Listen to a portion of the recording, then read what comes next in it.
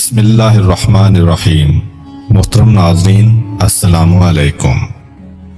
اہل سرسار کی ایک قوم جسے قوم سبا بھی کہا جاتا ہے، اللہ تعالیٰ کی بے شمار نعمتوں کے اندر زندگی گزار رہی تھی۔ یہ قوم ایک عظیم تہذیب و تمدن کی مالک تھی۔ حضرت داؤد علیہ السلام اور حضرت سلیمان علیہ السلام کی باعظمت حکومتوں کے بعد ان کی حکومت زبان زدے خاص و عام تھی۔ کہا جاتا ہے کہ یہ لوگ گندم کے مغز سے آٹا پیس کر روٹیاں پکاتے تھے، لیکن اس قدر اسراف کرنے والے اور ناشکرے تھے کہ انہی روٹیوں کے ساتھ بچوں کا پاخانہ صاف کرتے تھے۔ ان آلودہ روٹیوں کو اکٹھا کرنے سے ایک پہاڑ بن گیا تھا۔ ایک صالح شخص نے وہاں سے گزرتے ہوئے ایک عورت کو دیکھا جو روٹی کے ساتھ بچے کے پاخانے کے مقام کو صاف کر رہی تھی۔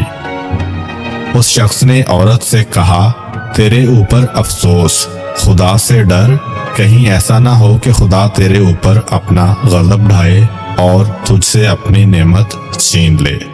اس عورت نے جواب میں مذاق اڑایا اور مغرورانہ انداز میں کہا، جاؤ جاؤ، گویا کہ مجھے بھوک سے ڈرا رہے ہو۔ جب تک سرسار جاری ہے مجھے بھوک سے کسی قسم کا کوئی خوف نہیں ہے۔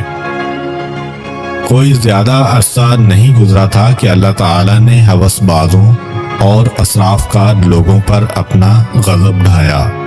پانی جو کہ زندگی کی بنیاد ہے ان لوگوں سے چھین لیا تھا۔ قحط نازل ہوا، بات یہاں تک پہنچ گئی کہ ان کی ذخیرہ کی ہوئی تمام غذا ختم ہو گئی۔ آخرکار وہ مجبور ہو گئے کہ انہی آلودہ روٹیوں پر ٹوٹ پڑیں جو ان لوگوں نے اکٹھی کر کے پہاڑ کے مانند ڈھیر لگایا ہوا تھا، بلکہ وہاں سے روٹی لینے کے لیے صف لگتی تاکہ ہر کوئی وہاں سے اپنے حصے کی روٹی لے سکے۔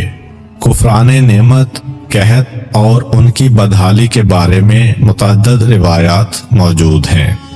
سورہ نحل کی آیت نمبر 112 اور 113 میں یوں ارشاد ہوتا ہے، اور اللہ نے اس قریہ کی بھی مثال بیان کی ہے جو محفوظ اور مطمئن تھا، اس کا رزق ہر طرف سے باقاعدہ آ رہا تھا، لیکن اس قریہ کے رہنے والوں نے اللہ کی نعمتوں کا انکار کیا تو خدا نے انہیں بھوک اور پیاس کا مزہ چکھایا، صرف ان کے ان اعمال کی بنا پر کہ جو وہ انجام دے رہے تھے، اور یقیناً ان کے پاس رسول آیا تو انہوں نے اس کی تکذیب کر دی، تو پھر ان تک عذاب آ پہنچا کہ یہ سب ظلم کرنے والے تھے۔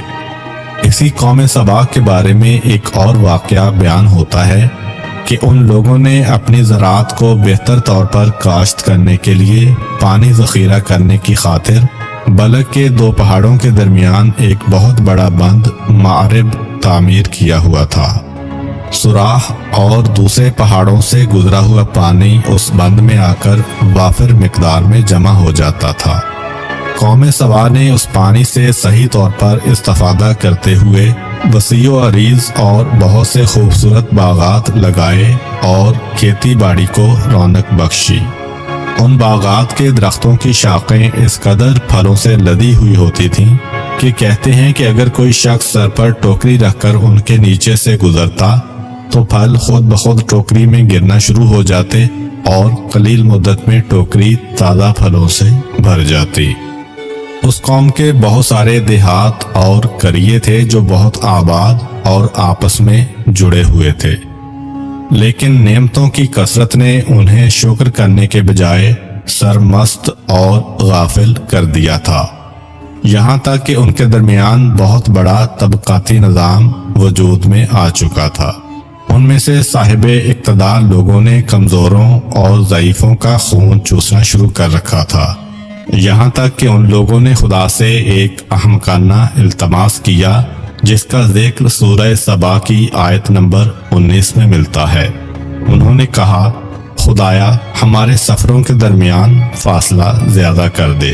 انہوں نے اللہ تعالیٰ سے یہ التماس اس لیے کیا تاکہ غریب و بے نوا لوگ عمرہ اور ثروت مندوں کے ہمراہ سفر نہ کریں۔ ان کی خواہش یہ تھی کہ آبادیوں کے درمیان خشکی ہو اور فاصلہ بہت زیادہ ہو تاکہ تہی دست اور کم آمدنی والے لوگ ان کی طرح سفر نہ کر سکیں۔ اللہ تعالیٰ نے ان مغرور پیٹ کے پجاریوں پر اپنا غضب نازل کیا۔ بعض تواریخ کے مطابق ان مغرور لوگوں کی آنکھوں سے دور صحرائی چوہوں نے مغرب نامی بند کی دیواروں پر حملہ کر کے انہیں اندر سے کھوکھلا کر دیا۔ ادھر سے بارشیں زیادہ ہوئیں جن کی وجہ سے سیلاب آ گیا اور اس بند میں پانی بہت زیادہ اکٹھا ہو گیا۔ اچانک بند کی دیواریں ٹوٹیں، اس سے ایک بہت بڑا سیلاب آیا جس میں تمام دیہات، آبادیاں، مال مویشی، باغات، کھیتیاں، ان کے محل اور گھر پانی میں غرق ہو کر نابود ہو گئے۔ ان کے باغات اور زراعت میں سے صرف کچھ پیلو اور بیری کے درخت اور کچھ جھاڑیاں بچی تھیں۔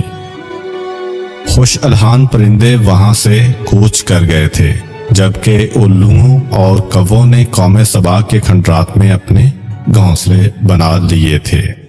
اس بات کا ذکر سورہ سبا کی آیت نمبر 15 اور 16 میں ملتا ہے، اور آخر میں سورہ سبا کی آیت نمبر 17 میں قرآن کریم میں اس واقعہ کا یوں نتیجہ نکالا ہے: یہ ہم نے ان کی ناشکری کی سزا دی ہے اور ہم ناشکروں کے علاوہ کسی کو سزا نہیں دیتے ہیں۔